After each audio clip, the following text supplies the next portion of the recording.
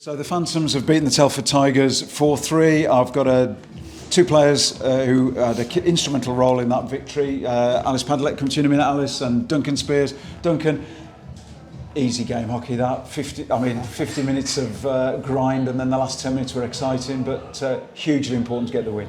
Yeah, it was a tough 3 quarters of the game, just scrappy, not all game, but then we go down one, and then we just find our team character and find a way to get the win. We had to dig deep. We talk every week on these interviews about how important special teams is. They scored on 2 power plays, so I guess one of the instrumental kind of phases of the game was that 4-minute or 2-minute 5-on-3 in the third period. The power plays, special teams is like a massive part of the game, so we knew I had to capitalise on our power plays, which we did. So, and then PK was good at the end there. That just got everyone going to see the game out. And how much time do you spend in training? You know, you meet up 2-3 times a week. How much time do we kind of take to practice the against that kind of thing? We practice power play every week or so, and then PK we see what we've got coming up, and then we'll just transition to the power play and go from there. And yesterday was the first time the Phantoms have had that road trip down to Bristol. I understand the coach journey was a bit torrid. M5 was shut. What time did you get back last night? It wasn't too bad on the way back, to be fair. We got back about 1:30, but the way there we just took so long, the roads closed, and we turned up 10 minutes before warm-up, so it was tough to get ready. Yeah, and how much of an impact does it have on the game last night, and how much of an impact is tiredness on a game this evening? It does counter, but you just need to show up ready and get a good rest come for the next day.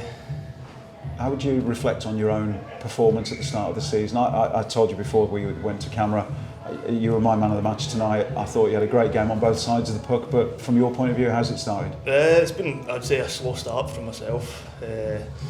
Just try to get back into it with the summer off. It's hard to get used in the summer, so finally find the back way in as a team, so we'll get there though.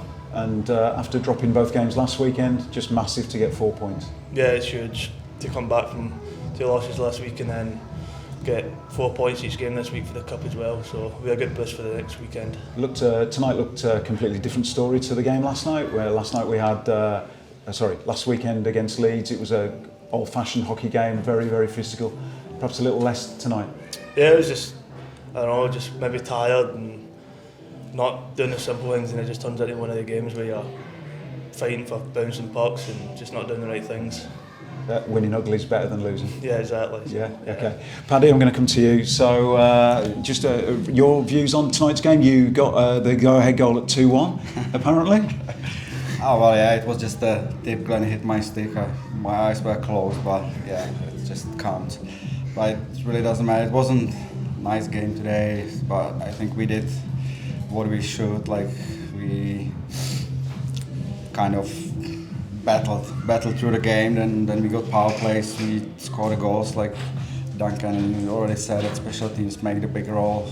They scored 2, we scored 2, and basically won the game. And that 4 minutes on the end, like when we had power play, it just kind of, we held the puck and controlled basically the rest of the game.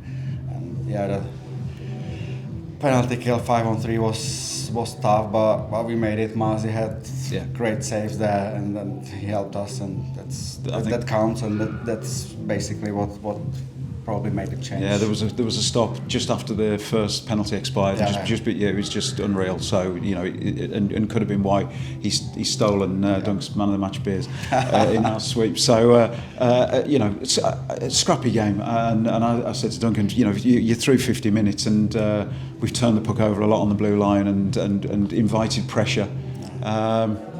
Sometimes I guess it just puck was bouncing. It just wasn't really like what's normal said. Like, that luck wasn't there. But I don't think that they had.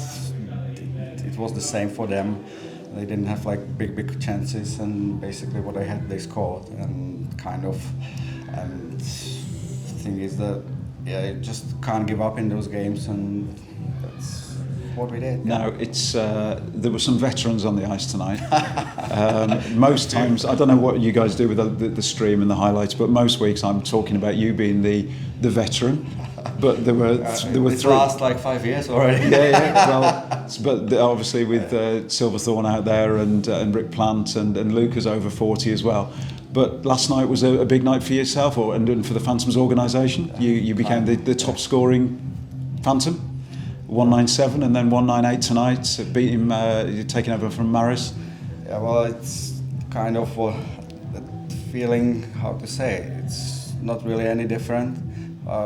Inside, maybe just leave something behind, which I played here many years, and it's kind of,